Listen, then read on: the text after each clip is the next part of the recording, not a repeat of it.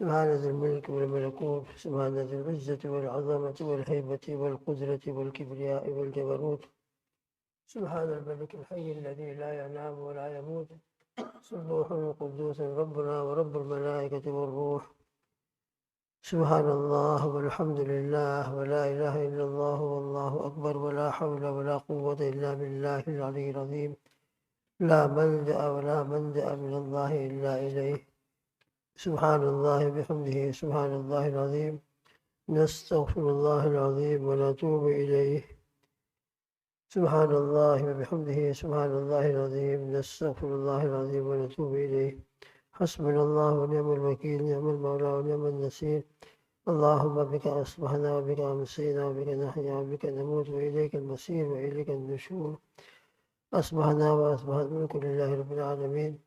اللهم إنا نسألك خير هذا اليوم فتحه ونصره ونوره وبركته وهداه لنا ولجميع أمة محمد صلى الله عليه وسلم، ونعوذ بك من شر هذا اليوم وشر ما بعده.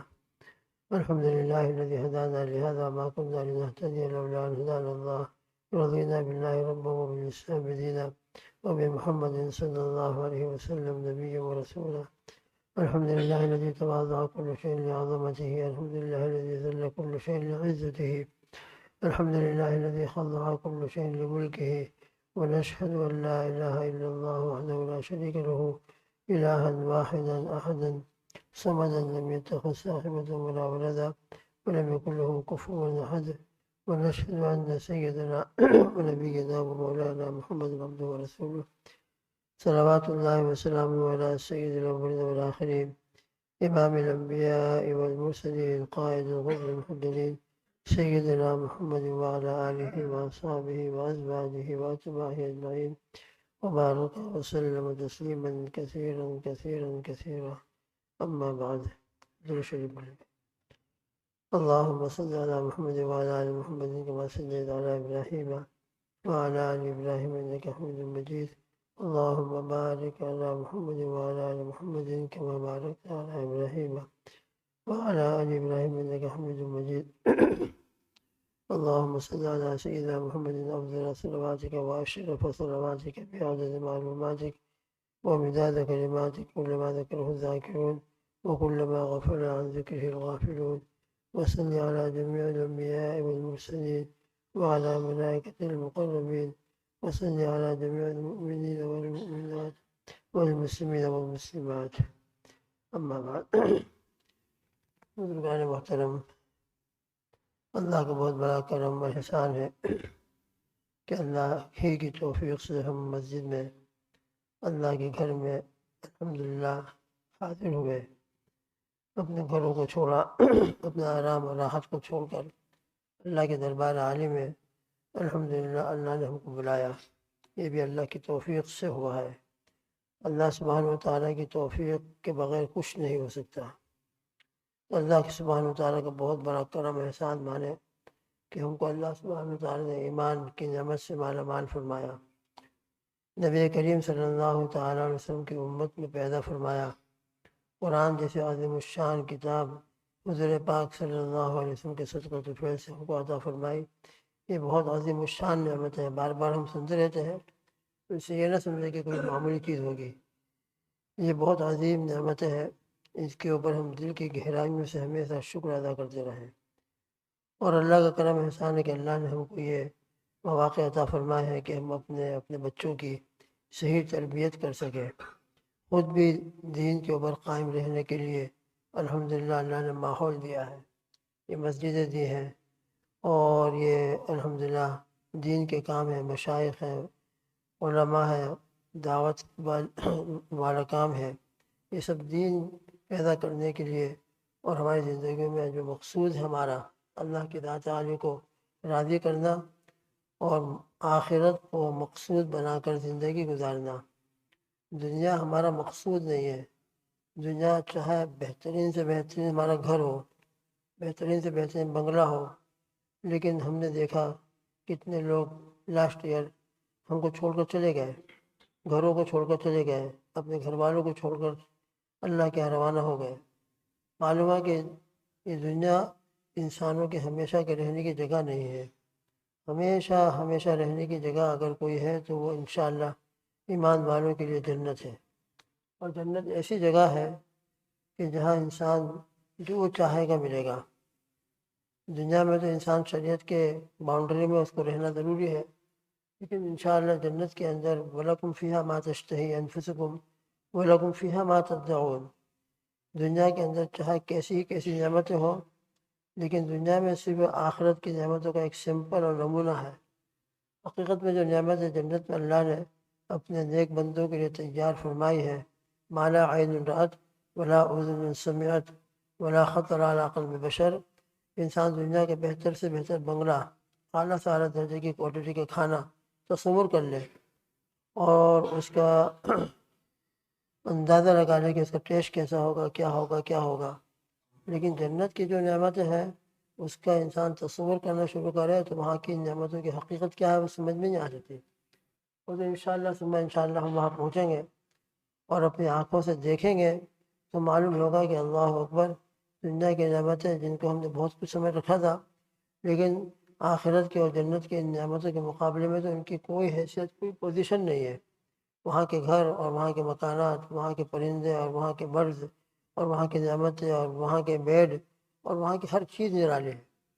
کوئی چیز ایسی نہیں ہے کہ انسان وہاں کی کسی بھی نعمت کے اوپر ذرا بھی انگلی رکھ سکے۔ تو الحمدللہ ایمان کی برکت سے یہ جنت اللہ پاک ہم کو عطا فرمانے والے ہیں۔ تو جنت مومنین کا اصل گھر ہے، وہی ان کی اصل منزل ہے۔ بس اس منزل میں پہنچنے کے لیے ضروری ہے، جیسا کہ دنیا کے اندر بھی ہم کسی کے گھر میں جانا چاہیں تو گھر والا پرمیشن دے گا تو ہم اس کے گھر میں داخل ہوں گے، اجازت دے گا تو اس کے گھر میں ہم پہنچ سکیں گے، اور اگر وہ نو انٹری کر دے تو نو انٹری کی وجہ سے ہم اس کے گھر میں داخل نہیں ہو سکتے۔ لہذا اسی طریقے سے رب ذوالجلال نے اپنے نیک بندوں کے لیے جو جنت تیار کی ہے، اللہ کو راضی کرنا، اللہ کی رضا والی زندگی گزارنا، اور ان کو راضی کرنے کے لیے ہمارے پاس کیا ہے؟ قرآن و سنت۔ یہ لا ہے اللہ تعالیٰ کے، یہ قوانین ہے، اور نبی کریم صلی اللہ تعالیٰ علیہ وسلم نے اللہ تعالیٰ کے ان تمام قوانین کو پریکٹیکل طریقے سے عملی طور پر اس پر عمل کر کے دنیا والوں کو دکھایا، اور پوری ایک جماعت حضرات صحابہ کی تیار ہوئی نبی کریم صلی اللہ علیہ وسلم کی صحبت کی برکت سے، جو پورا نبی کریم صلی اللہ علیہ وسلم کی مبارک زندگی کو لے کر چلنے والی تھی۔ لہذا اب ہمارے لیے بھی بس ضروری یہ ہے کہ قرآن و سنت کو اختیار کریں، اور قرآن و سنت کو براہ راست ہم ڈائریکٹ نہیں سمجھ سکتے، بلکہ قرآن و سنت کو سمجھنے کے لیے سب سے پہلے نبی کریم صلی اللہ علیہ وسلم کی ذات مبارک کو اپنا سامنے رکھنے پڑے گا۔ آپ صلی اللہ علیہ وسلم کی ہر چیز کو اپنے لیے ایک سمپل آف نمونہ بنانا پڑے گا، اور پھر نبی کریم صلی اللہ علیہ وسلم کی جو صحبت یافتہ جماعت ہے صحابہ کرام، جن میں بچے بھی ہیں، جن میں نوجوان بھی ہیں، جن کے اندر بوڑھے بھی ہیں، مستورات بھی ہیں، ہر طبقے کے لوگ ہیں، غریب بھی ہیں، مالدار بھی ہیں، ہر طبقے کے لوگ ہیں، ان تمام کی زندگی کو ہم پڑھیں، تمام کی زندگی کو سیکھنے اور سمجھنے کی کوشش کریں، اور پھر اس کو ہم اپنے اندر منتقل کریں، اپنے گھروں میں منتقل کریں، اپنی زندگی میں منتقل کریں، اپنے بچوں کے اندر منتقل کریں، تو انشاءاللہ یہ کامیاب زندگی ہوگی، اور ہماری زندگی کا جو مقصد ہے وہ حاصل ہوگا۔ ہماری زندگی کا مقصد صرف دنیا کے اندر انجوائے کر لینا، دنیا کے اندر کوئی بہترین قسم کا بزنس جاری کر کے اس میں اپنے آپ کو لگا دینا اور اپنا پوری صلاحیت ہے، پورا ٹائم اسی کے اندر خرچ کر دینا، یہ ہماری زندگی کا مقصد نہیں ہے۔ یہ سب چھٹنے والا ہے، سب چھوڑ کر جانے والے ہیں۔ ہمارے ساتھ جو چیزیں آنے والی ہیں وہ ایمان آنے والا ہے، اچھے اعمال آنے والے ہیں، یہ اللہ کا ذکر آنے والا ہے۔ اگر یہ زندگی میں تیاری کی ہوگی تو انشاءاللہ موت اور موت کے بعد والی جو اصل زندگی ہے وہ کامیاب زندگی ہوگی۔ اور اگر دنیا کے اندر مشغول رہ کر اپنے آپ کو دنیا ہی میں مشغول رکھا، آخرت اور موت کو یاد نہیں کیا، اس کی تیاری میں اپنے آپ کو نہیں لگایا، تو یہ ہمارے لیے بہت بڑی ناکامی ہے۔ لہذا ہمارے لیے حضور پاک صلی اللہ تعالیٰ علیہ وسلم کی مبارک زندگی بہت بڑا نمونہ ہے۔ تو اصل قرآن پاک ہے، اور نبی کریم صلی اللہ علیہ وسلم کی مبارک زندگی اسی قرآن پاک کا عملی نمونہ ہے، اور صحابہ کرام حضور پاک صلی اللہ علیہ وسلم کی صحبت یافتہ اور تربیت یافتہ ہے۔ ہماری شریعت کے اندر دو چیزیں عام طور پر ہم سنتے ہیں، تعلیم اور تربیت۔ مکتب ہے، مدرسے ہیں، دارالعلوم ہے، ان تمام کے اندر تعلیم بھی ہے، مگر تعلیم کے ساتھ ساتھ تربیت بھی بہت ضروری ہے۔ اور یہ تربیت کا جو مسئلہ ہے یہ کوئی بہت بڑا فلسفہ نہیں ہے جس کو سمجھنا ہمارے لیے بہت مشکل ہو۔ ہر جگہ ہر فن کے اندر ایک ہوتا ہے فن اور ایک ہوتا ہے فن کے ماہرین، ایک ہوتا ہے پڑھانے والے اور ایک ہوتا ہے سکھانے والے۔ سکھانے والے کا مطلب یہ ہے کہ جو پریکٹیکل طریقے سے اس چیز کو سمجھتے ہوں اور عملی طور پر اس کے اندر مشغول ہوں۔ ڈاکٹری ہے، میڈیکل سائنس ہے، خالی پڑھ لینا کافی نہیں ہوتا ہے۔ سب جانتے ہیں کہ میڈیکل سائنس کے بعد پھر انسان کو پریکٹیکل طریقے سے کسی ڈاکٹر کے پاس رہنا پڑتا ہے، اس کے پاس اپنا ایک وقت گزارنا پڑتا ہے، تب جا کر وہ ماہر ڈاکٹر بنتا ہے۔ خالی پڑھ لینے سے وہ ڈاکٹر نہیں بنے گا جب تک کہ اس کو پریکٹیکل طریقے سے کسی ماہر ڈاکٹر کے ماتحتی میں وقت گزارنے کا موقع نہیں ملے، وہ کامیاب ڈاکٹر نہیں ہو سکتا۔ کوکنگ ہے، کھانا پکانا ہے، اس کی بھی کتابیں چھپی ہوئی ہیں، اس کی ریسیپی چھپی ہوئی ہے، یہ ریسیپی ہے، یہ ریسیپی ہے، یہ ہے وہ ہے، مگر خالی کوئی ریسیپی دیکھ کر کوکنگ بن جائے اور باورچی بن جائے ناممکن ہے۔ جب تک کہ وہ کسی باورچی کے ساتھ اور کسی پکانے والے کے ساتھ ٹائم نہ گزارے اور اس کے ماتحتی میں نہ رہے، یہ سب تربیت ہے، اسی کو تربیت کہتے ہیں۔